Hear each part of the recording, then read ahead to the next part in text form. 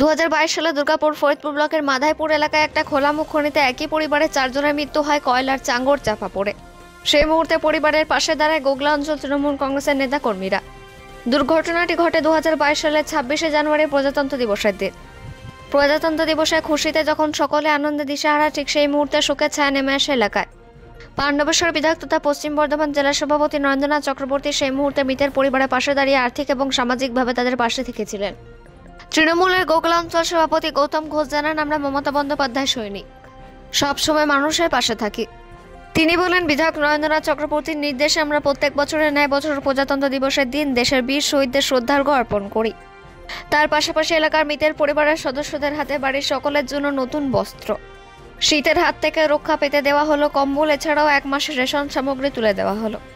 মৃতের স্ত্রী অহল্যা বাউরি জানান, তৃণমূল অঞ্চল সভাপতি গৌতম ঘোষ এবং গোগলা অঞ্চল তৃণমূল কংগ্রেসের কর্মী সমর্থকরা সবসময় তাদের পাশে থাকেন। বছরে 2 বার নয়, সারা বছরে কোনো সমস্যায় পড়লে গৌতমবাবু এবং তাদের দল পাশে থাকেন। লাউদহ থেকে কাজিত মিশ্রা, রিপোর্ট নিউজে।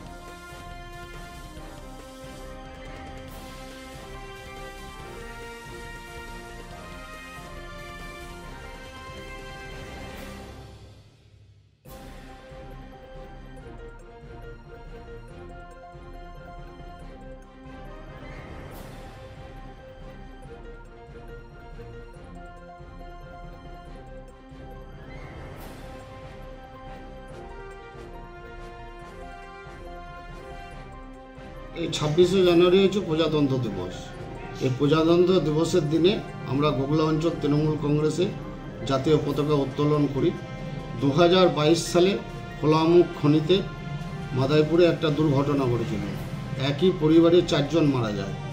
সে 2022 সালের পর থেকে মুখ্যমন্ত্রী মমতা বন্দ্যোপাধ্যায় অনুপ্রেরণায়, অভিষেক বন্দ্যোপাধ্যায় অনুপ্রেরণায় আর যার নির্দেশ পশ্চিম বর্ধমান জেলা তৃণমূল কংগ্রেসের সভাপতি তথা পাণ্ডবেশ্বর বিধানসভা বিধায়ক নরেন্দ্রনাথ চক্রবর্তীর নির্দেশ যে প্রতি বছর 26শে জানুয়ারি প্রজাতন্ত্র দিবসের দিনে ওই পরিবারের 4 জনকে যেন তাদের গলাতে মালা দেওয়া হয়, চন্দনের টোপা দেওয়া হয় এবং পরিবারের পাশে দাঁড়ানোর জন্য আমাদেরকে বলেছে তাদেরকে যেন সাহায্য করা হয়।